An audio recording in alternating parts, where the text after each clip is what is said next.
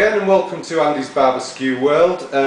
Today we're going to be doing mega pigs in blankets, which is, we all know what pigs in blankets are. It's an English favourite. We tend to enjoy that with our Christmas dinners, but today we're going to do it on a rather grand scale, which is going to be quite good fun to do.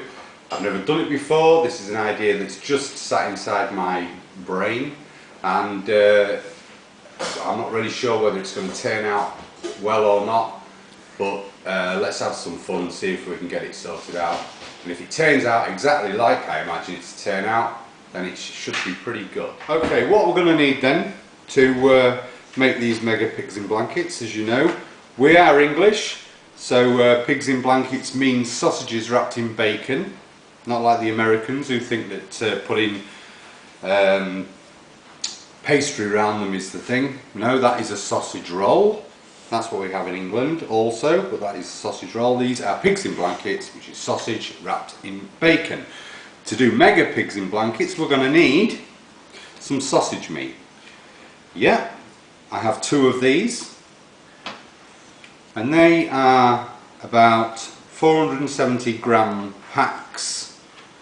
They sell them still in pounds because again, we deal with the English people who can't deal with the metric system, but 470 grams each of sausage meat, and I've got streaky bacon. I've got a couple of packs of streaky bacon, and we're going to use these bamboo skewers, and I'll show you what I'm going to do with those later on. But first things first is we just basically have to put these things together to build up the basic structure of the mega pigs in blankets. Okay, I've opened up the sausage meat, and I've smeared my hands with butter and also the tray, so that because this is really sticky stuff, and what I'm trying to do is I'm going to just mould this together. I don't want it to go any longer than it is, but I want it to be one kind of round sausage instead of 2. So it doesn't have to be perfect, but I don't want it to go too long either. I want it to look like a nice kind of, almost like if you imagine what a sausage looks like really close up, that's what this is going to look like, one single sausage. Okay, now I'm happy with the shape of that, it's roughly okay. What I'm going to do is now start applying the bacon. This is the tricky part. I want some to cap the ends, so what I'm going to do is, if I put one, just lay it on there like that, lift the thing up. It's quite tricky to work with. I think actually once the bacon's on, it's going to make it a bit easier to work with. And then I can take another piece and I can do it around the side. Oh, got 2 pieces there. Unnecessary. And put those 2 pieces on each end like that. You can also do the same at the other end.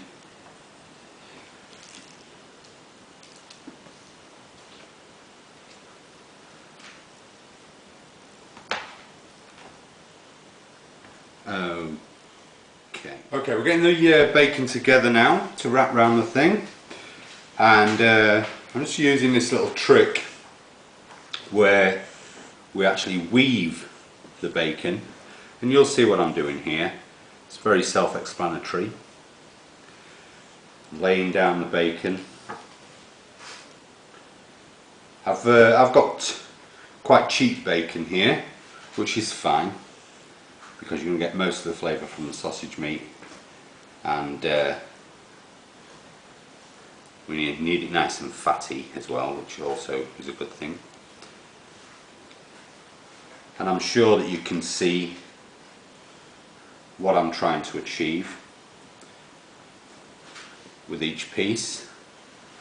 One in, one out like that, and then we'll have a sheet of bacon which we'll wrap around the sausage meat.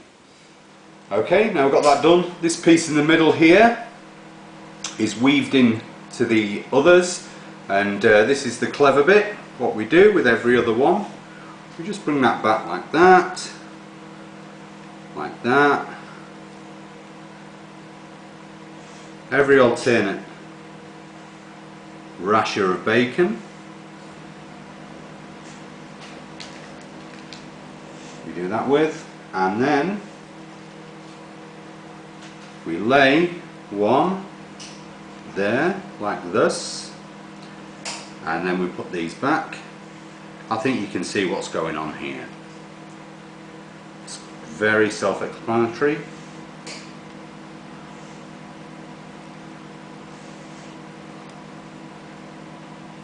And we're going to do that all the way to the end there and all the way to the end here. Okay, so that's looking good. Just put the last piece on now and then lay these pieces back over, and that gives us,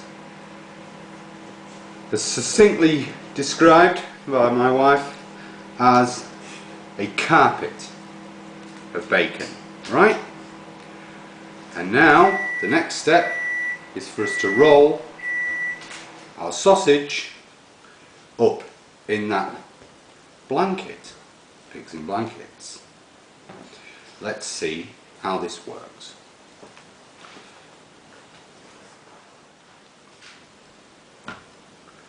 Which is there. And then what I'm going to do, just as a precaution, I'm going to get a couple of these bamboo skewers and just break a small piece off, about 1.5 inches, 2 inches long, just to skewer it through, just to hold these ends, so that when we get it turning on the spit, they won't kind of flap open, and then that will ultimately unravel the whole thing. This is getting to the scary part now. Right, now you can see that I've got it on the skewer, and it's looking pretty good. I've used a couple of bits of those bamboo, as you can see, just to hold a couple of the ends down, so you can see there's a bit flapping there. Yeah, but that's okay. I don't mind if a bit goes a bit brown. And now I'm going to get the Barbeskew turned on, and we're going to get this on, get it turning, and see what happens. Okay, let's get us spinning then, and I'm going to shut the lid, and we're going to leave that for a while, and the indirect heat will start roasting it nicely. We want to do it quite slowly, but I think this is going to turn out nice. We'll come back to it in about half an hour and have a look and see how it's getting on. Okay, well, we've had a big disaster and it hasn't worked out how I hoped it was going to work out. The sausage meat went all soft and the bacon started to fall off and it all sagged, and what I've done is I've tried to retrieve the situation as best as I could, and we've quickly got the whole thing off the skewer, and now what I've done is I've set it to roast in the Barbeskew. As you can see there, I've got the 2 burners at this side on, I've got it over here, and I'm going to leave it to roast, and then effectively we're still going to get the same product that we was hoping for. Doesn't look as great as what it was when I originally set out and what was going on in my mind, so that's a shame. But I think we're going to have a nice meal out of that at the end of the day anyway, and this also shows that you can do a bit of indirect roasting, indirect heat roasting on the Barbeskew, as well as just using it with the skewers.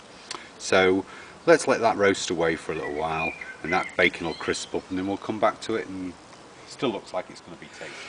Okay, well, didn't quite turn out a total disaster, but it didn't work out how we wanted it in the end. It doesn't look quite as pretty as I imagined it was going to be in my mind. However, it still looks very tasty. It's cooked through. It's been on there roasting in there for about, I don't know, maybe about 2 hours in total, thereabouts. and I'm sure it's going to be tasty. What I've got to do now is go back to the drawing board and we'll have another go at it and maybe do it slightly differently. Okay, and I know what you're all thinking. You're thinking, well, we could see that a mile away, Andy. It was a stupid idea. Of course that was never going to stay on the spit in the way it did. But, you know, hope springs eternal, as they say. And it didn't turn out, but actually, truth of the matter is, it tasted great, and if you look at the photo at the end of the movie, you'll see that it didn't actually look that bad either. But I've got a few ideas, and the next time I do it, I think we're going to make a better job of it. So, and I'll film that, and we'll put it up, and you'll see how it works then. So, enough for that, and I'll see you next time, where I'm going to be utilising the baskets for the first time on the Barbeskew to make something equally as unusual, if you like. So I'm looking forward to doing that, and hope to see you next time. Hope you enjoyed this, and I'll see you then. Thanks a lot. Bye.